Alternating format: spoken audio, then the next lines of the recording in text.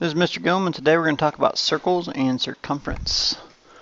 And we're going to be able to find the missing lengths of chords, which is what you will learn about today. We're going to start with just the definition of a circle, and its technical definition is the locus or set of all points in a plane equidistant from a given point called the center of the circle. So you would abbreviate a circle if you're talking about a circle as circle C. Okay. So that's the abbreviation, and what you should know from previous math classes is that any radius off the center is the same length. Okay, and so we need to talk about a few of those terms real quick. A radius is a segment that connects the center of the circle to the outside of the circle. And so an example of a radius would be segment CF. All right, another example of a radius would be segment CD or segment CE. That one, or that one. Those are all types of radii. Okay, which is the plural of radius. Let's change to a different color here. Then we have a chord, and a chord might be a new new word for you now. It's a segment with endpoints on the circle. So AB would be a chord because both of the endpoints are on the circle. Call that a chord. And DE will be a chord because its endpoints are both on the circle. All right, those are the two examples given in this diagram. And then we would have a diameter with a specific type of chord that passes through the center. And you probably know this about a diameter already, but a diameter is made of two radii. Okay, DE would be the diameter of the circle C. Okay, so some new terminology. Chord's probably the newest one for you. It just means it has to have both endpoints on the edge of the circle. Okay, and again, some refresher. One diameter is equal to two radii, and two radii are equal to one diameter. You can see that illustrated here. Here's a radius. Here's another radius. Together, they make one diameter. Okay. We've been talking about similarities and congruencies the entire year. In order for two circles to be congruent, they have to have congruent radii, and if they don't have congruent radii, they are not congruent. Okay, so the radius length must be exactly the same. So GH must be congruent to JK. Okay, then we know it is the circles are congruent. Concentric circles, might be a new word for you, are coplanar circles that have the same center. So as you can see, I have circle A here with a radius of B, and I have another circle A. Obviously, it's a different circle. So this would be a concentric circles right here. That would be another concentric circle, concentric, okay? And of course, my sketches aren't perfect, but it's concentric if they share the center. All right, they share the center. And then there's different things that can happen with these circles. Okay, they could be concentric where they share a center, or we could have one point of intersection if they just were tangent there on the edge of the circle, or one circle could be inscribed, which is what we're going to talk about in a second, another circle and just touch in one spot.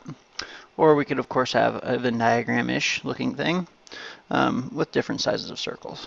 Okay, so we could have no points of intersection, one point of intersection, or 2 points of intersection when we're looking at circles. So let's take a look here at this example of a circle intersecting another circle twice. And we have a little problem here. It says the diameter circle S is 30 units. And so let's go ahead and label that. That's 30. Okay, all the way across is 30. So I know that one radii is 15. Sorry, one radius is 15. From the middle to the edge is 15. And that's congruent to that guy as well. Oops, too far. Alright, I know that the diameter of circle R is 20 units. So I know that the radius of R would be 10. And ds equals 9 units. So from here to here, that's 9 units. What I'm trying to find is CD. And so I'm going to use the segment addition postulate. And so what I know is that CD plus DS should equal CS. And what I'm trying to find is CD. This is the unknown. Well, I do know how long DS is. It's 9. I know how long CS is. 15. So to find CD, I just simply solve my little equation here. Okay. Let's take a look at another one. This will be just a quick review of how circumference of a circle is found. And the circumference of a circle can be found by one of two formulas. It's really the same formula. Honestly, the circumference can be found by pi times the diameter, or 2 times pi times r.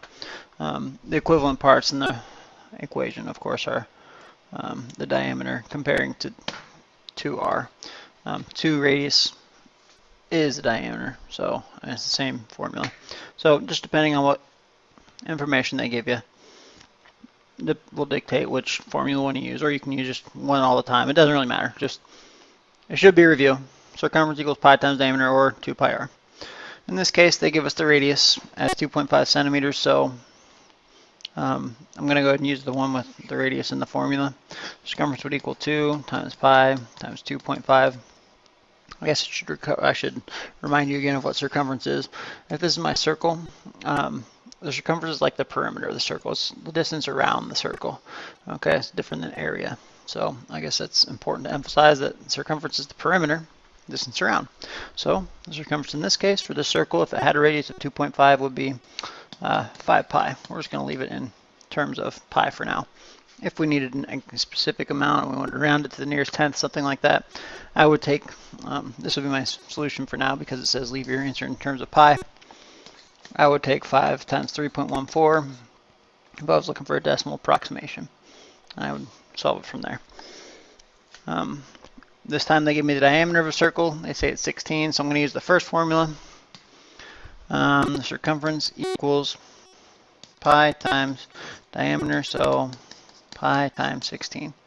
In terms of pi, we would just call it 16 pi, but again, if I wanted to know the actual distance, the approximated distance I should say, then I would just take, this is my answer for now, but I would take 16 times 3.14 to find that value. And of course we should always label, this is a distance, so we'll say centimeters or feet. Okay. Now let's talk about a few more vocab words. A polygon is inscribed in a circle if all its vertices lie on the circle. So as you can see, this polygon, LMNP, is inscribed in circle K because each of the vertices of LMNP is on the circle. So inscribed, okay, it's on the inside, inscribed, okay, but it has to be on each vertex has to be on the edge of the circle, okay. A circle is circumscribed about a polygon if it contains all the vertices of the polygon. So we would say the circle is circumscribed on top of the polygon, okay. So inscribed inside, circumscribed outside. So when we look at this problem, it says find the exact circumference of each circle by using the given polygon. So we're going to start with a circle. Do it the best that I can so you can see a nice accurate portrayal here. We'll call that the middle. And it says that inscribed we have a right triangle with legs 7 meters and 3 meters long. So what I'm going to do is first I'm going to start just so we have a nice accurate picture. I'm going to draw that diameter there, and I'm going to say that we have legs of 3 and 7 meters long. And so to find the circumference of the circle, which is actually what I'm after, I needed either the radius or the diameter.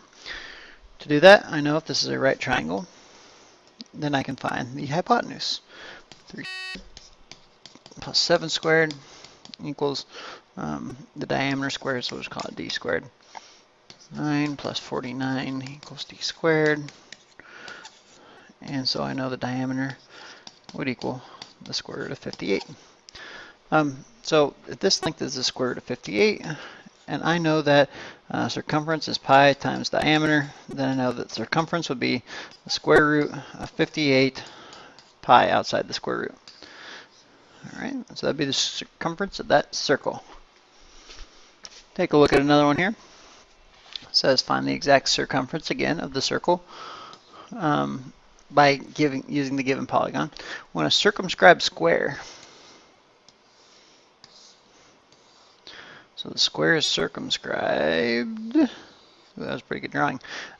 With a side length of 10 feet. So if that's 10 feet right there, it's a square, then all sides are 10 feet. So I know that if this is the middle, then all the way across is also 10 feet as my diameter.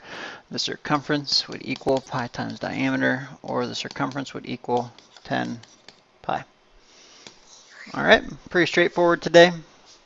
I think that might be the last example, and it is, so that is all for today. Circles, inscribed, circumscribed, what a chord is. We learned about radius, diameter, their relationship, and that's pretty much it for today.